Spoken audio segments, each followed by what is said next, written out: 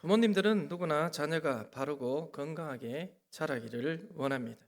잘 성장해서 훌륭한 사람이 되기를 원하죠. 그런데 내 뜻대로 되지 않는 것이 바로 자녀 양육입니다. 하나님의 마음도 이와 같습니다. 자녀들에게 큰 바람이 있지만 자녀들이 하나님의 바람대로 살지를 않습니다. 그럼에도 불구하고 하나님은 자녀들이 잘 자랄 수 있도록 바르게 양육해갔다는 그런 의지를 버리지를 않으십니다. 결코 포기하지 않으십니다. 그 양육의 목표는 다음과 같습니다. 오늘 본문 말씀을 보면 베드로가 이렇게 말을 합니다. 오직 우리 주 곧 구주 예수 그리스도의 은혜와 그를 아는 지식에서 자라가라. 자라가라는 것은 성장이 계속적으로 진행되어야 함을 의미합니다. 그러면 어떻게 하면 자녀들이 그리스도의 은혜와 그를 아는 지식으로 계속 성장할 수가 있을까요? 우리가 할 것은 사람은 이런 양육을 할 수가 없다는 것입니다. 부모가 기획하고 계획해서 자녀를 좋은 학교에 보낼 수 있습니다. 좋은 직장을 얻게 할 수 있습니다. 하지만 자녀의 인생을 끝까지 책임져 줄 수는 없습니다. 그러므로 참된 성장이라는 것은 전적으로 하나님께 맡겨야 되는 일입니다. 바울은 다음과 같이 말을 합니다. 나는 심었고 아볼로는 물을 주었으되 오직 하나님께서 자라나게 하셨나니 그런즉 심는 이나 물 주는 이는 아무것도 아니로되 오직 자라게 하시는 이는 하나님뿐이니라. 자녀의 성장을 위해 노력하지만 그 성장의 결과라는 것은 결국 하나님의 손에 달려 있다는 것입니다. 구약을 보면 믿음의 사람 한나가 나옵니다. 한나는 자녀가 없었습니다. 그녀는 애통하는 마음을 가지고 하나님께 나아가 간절히 기도를 드렸고 응답을 받아 사무엘이라는 아들을 얻습니다. 그런데 한나가 하나님께 서원을 하였습니다. 아들을 주시면 그 평생을 하나님께 드리겠다고 약속을 한 것입니다. 한나는 자신이 약속한 대로 아이가 젖을 때자 하나님께 그 아이를 드렸습니다. 유대인의 아이가 젖을 때는 나이가 4세에서 7세 사이라고 합니다. 늦게 젖을 때였다 해도 사무엘은 7살 때 엘리 제사장에게 맡겨진 것입니다.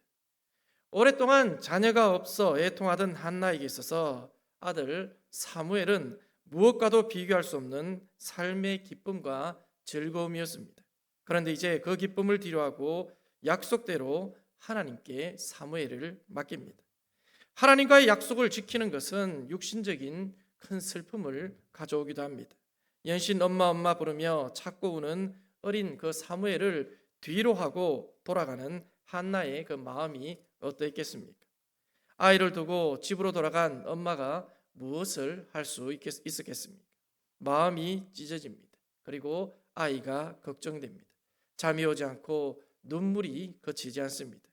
그 마음을 안고 그녀가 할 수 있는 것은 하나님께 기도할 뿐입니다. 하나님께 은혜를 구하는 것입니다. 아들이 생각날 때마다 그녀는 기도를 합니다. 기도하고 또 기도합니다. 한나는 아들 사무엘을 오롯이 하나님께 맡길 뿐입니다.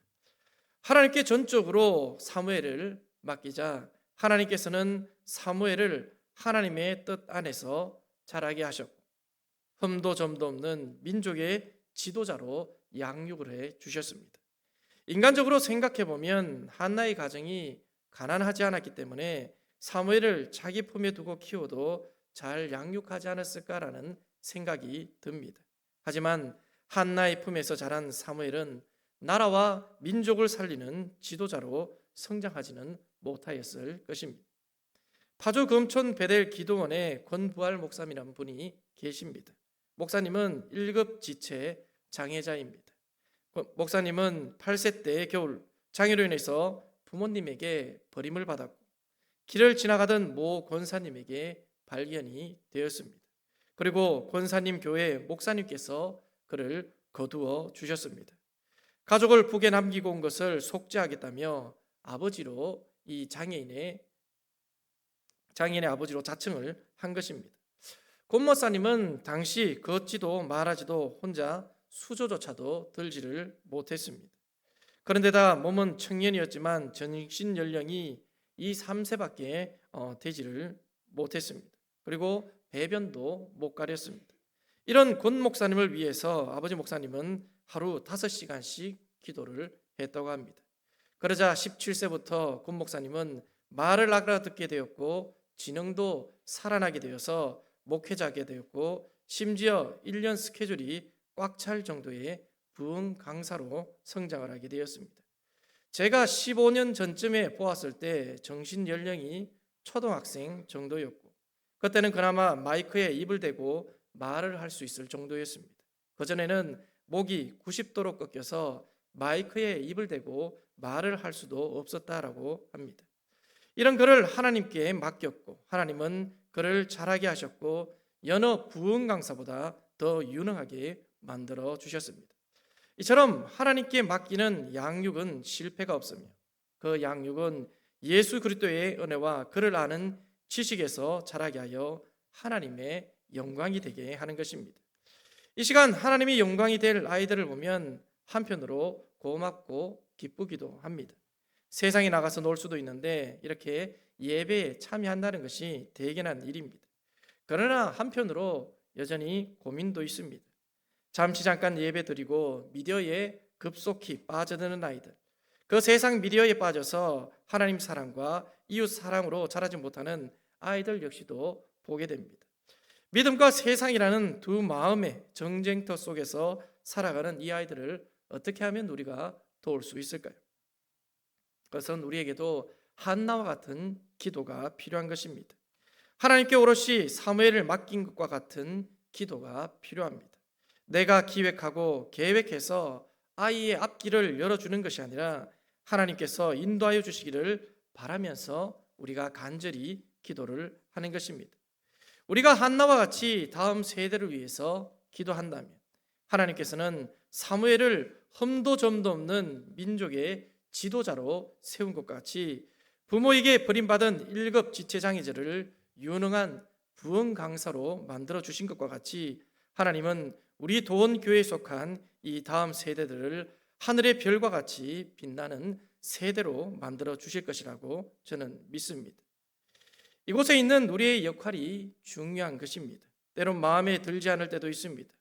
뭐가 되려고 저러나 걱정이 되기도 합니다만 그러나 이 모든 것은 자라가는 과정일 뿐입니다. 잊어버렸지만 우리 모두도 그러한 과정들을 지나온 것입니다. 교회 아이들을 볼 때마다 믿음으로 아이들을 격려해 주시고 기도해 주시고 신앙의 본을 보여주셔서 구주 예수 그리스도의 은혜와 그를 아는 지식에서 자라갈 수 있도록 길을 열어주는 아버지와 같은 마음을 가진 교회와 성도님들 되시기를 예수님의 이름으로 축복합니다. 기도드리겠습니다. 다음 세대를 양육할 수 있도록 은혜를 베풀어 주시고 섬기게 하여 주신 하나님께 감사드립니다.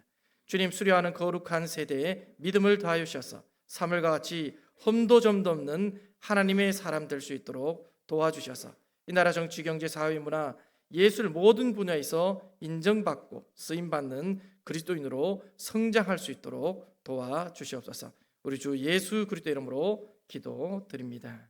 아멘.